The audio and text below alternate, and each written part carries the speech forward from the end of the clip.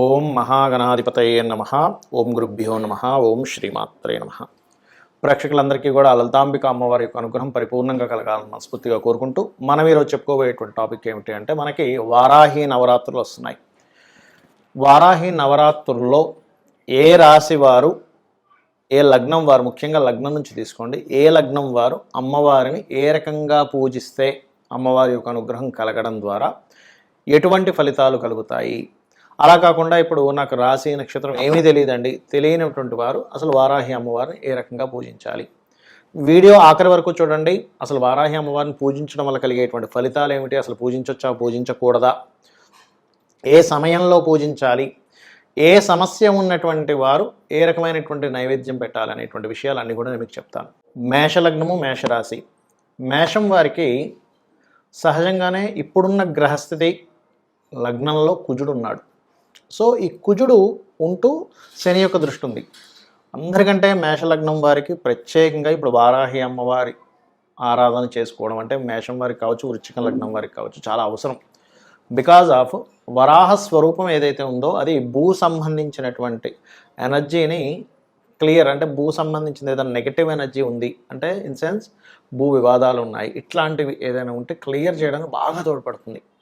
అయితే మీ మేషలగ్నం వారికి మీకు సహజంగా ఏంటంటే ఈ లగ్నాధిపతి కుజుడైనందుకు న్యాచురల్గానే యాక్సిడెంటల్ ప్రోన్స్ ఉంటాయి. అయితే మనకి ఈ శని కూడా వక్రిస్తున్నాడు. లగ్నాన్ని చూస్తున్నటువంటి శని భగవానుడు లాభస్థానంలో ఉంటూ 29వ తేదీ నుంచి వక్రిస్తున్నాడు. అదేవిధంగా నెక్స్ట్ వారాహి అమ్మవారి యొక్క నవరాత్రులు రాబోతున్నాయి.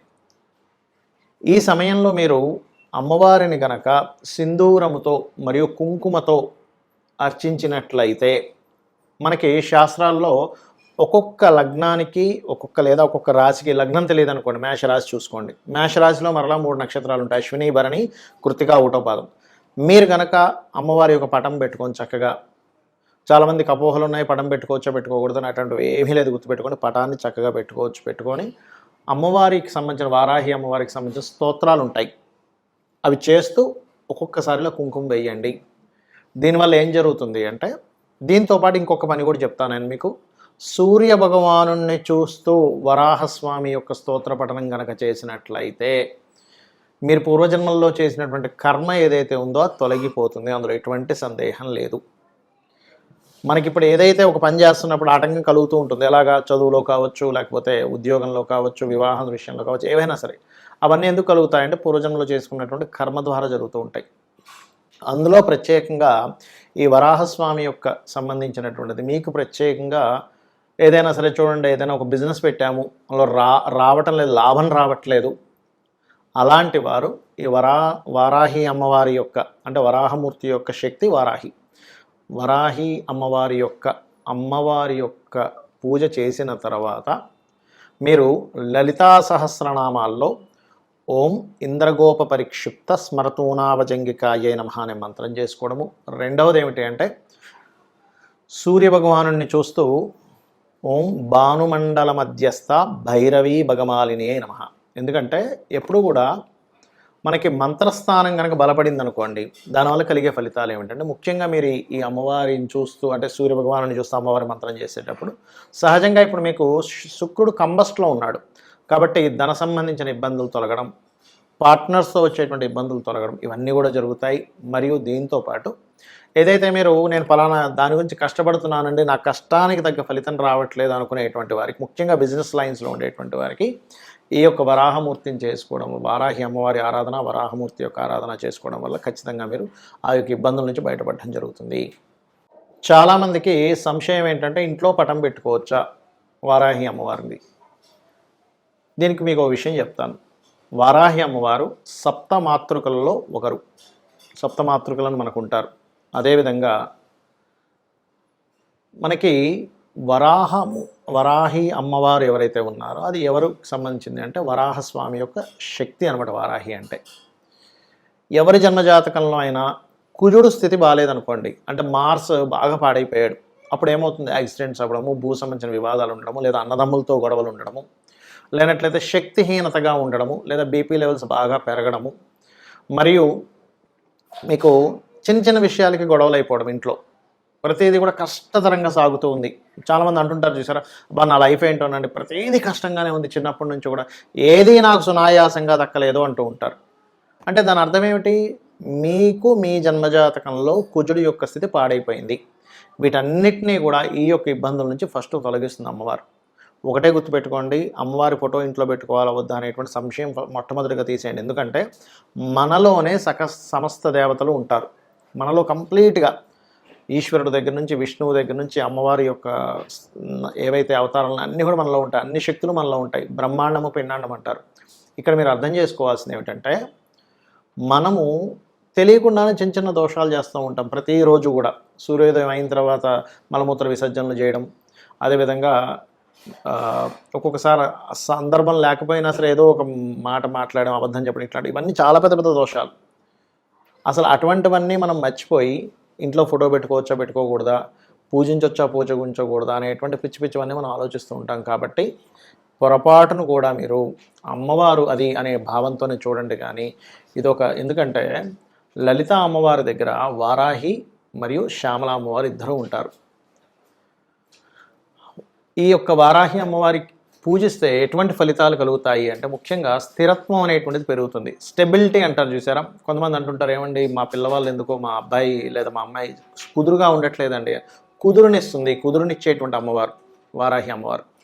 అలాగే రెండవది ఏంటంటే, నేను ఉద్యోగంలో ఒక దగ్గర స్థిరంగా ఉండలేకపోతున్నానండి, మాటిమాటికి మారిపోవాల్సి వస్తుంది. అది ఎందుకు జరుగుతుంది? మీ జన్మజాతకంలో దశమ స్థానము అంటారు. అంటే వృత్తి స్థానాధిపతి కనుక చర రాశి సంబంధం కానీ చర గ్రహాలతో సంబంధం కానీ కలిగినప్పుడు ఏమవుతుంది, ఒక దగ్గర కుదురుగా ఉండలేరు.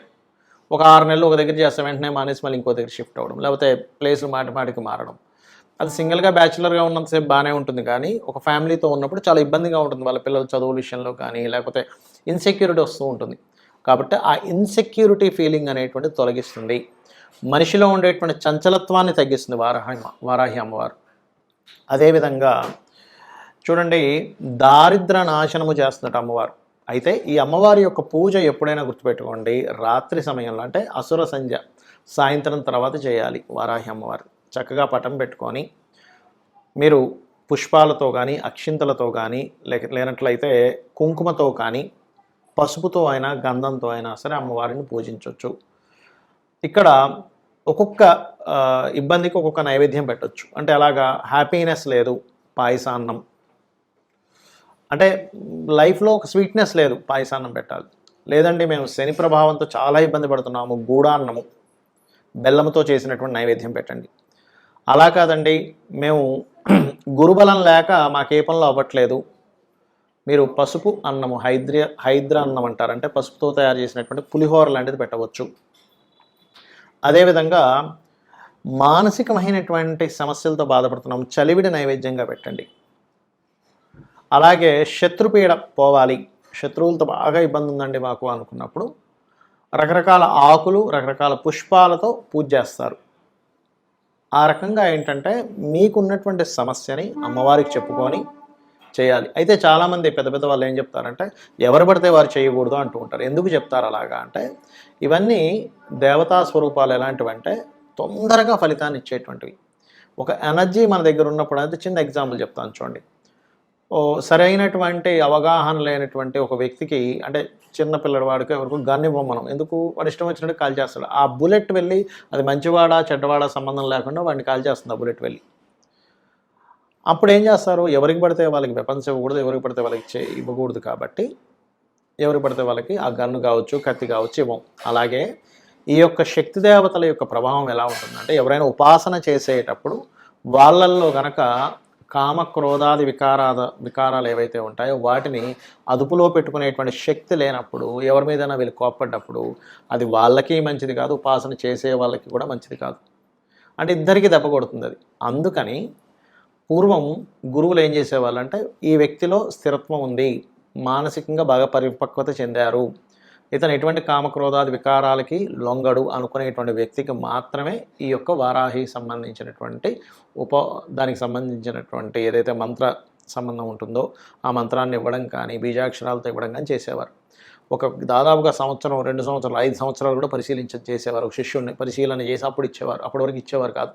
ఇవాళ రేపు ఉండేటువంటి కాలంలో అందరికీ ఇచ్చేస్తున్నారు. అందుకనే ఎవరు పడితే వారు చేయకూడదు అంటూ ఉంటారు. అంటే ఏమిటి? ఒక వ్యక్తికి ఒక వెపన్ ఇచ్చినట్టే వారాహి చేసుకుంటున్నారంటే. మీరేదో అనవసరమైనటువంటి కోపాలతోని, ద్వేషాలతోని ఇంకోళ్ళ మీద చేసినప్పుడు అది వాళ్ళకి మంచిది కాదు, చేసే వాళ్ళకి మంచిది కాదు. కాబట్టి ఒకటే గుర్తుపెట్టుకోండి, వారాహి చేయాలి అని అనుకున్నప్పుడు మీరు విశ్వంలో భగవంతుడిని పూజించడం తప్పితే మరొకటి లేదు. అనవసరమైన కామము, అనవసరమైన క్రోధములు, అనవసరమైనటువంటి విద్వేషాలకి నేను గురవ్వకూడదు. ఇలా ఉన్నట్లయితే నేను చేసేటువంటి ఉపాసన ఏదైతే ఉందో వారాహి ఉపాసన నాతో పాటు వంశానికి కూడా ఇబ్బందిస్తుంది. కాబట్టి నేను ఇటువంటి వేటికి నేను గురి అవ్వకుండా ప్రశాంతంగా నేను అమ్మవారి సాధన చేయడం కోసమే నా యొక్క జీవితాన్ని ఉంది అనేటువంటి భావనతో వారాహి చేయండి. ఆటోమేటిక్గా ఏమవుతుందంటే మీ వంశాభివృద్ధి జరుగుతుంది, మిమ్మల్ని మీరు ఉద్ధరించుకోగలుగుతారు. మీరు ఏదైతే సంకల్పం అనుకుంటారో, మీరు ధర్మబద్ధంగా మీరు ఏదైతే అనుకుంటారో అది ఖచ్చితంగా అమ్మవారు ఇస్తుంది మీకు. శ్రీమాత్రే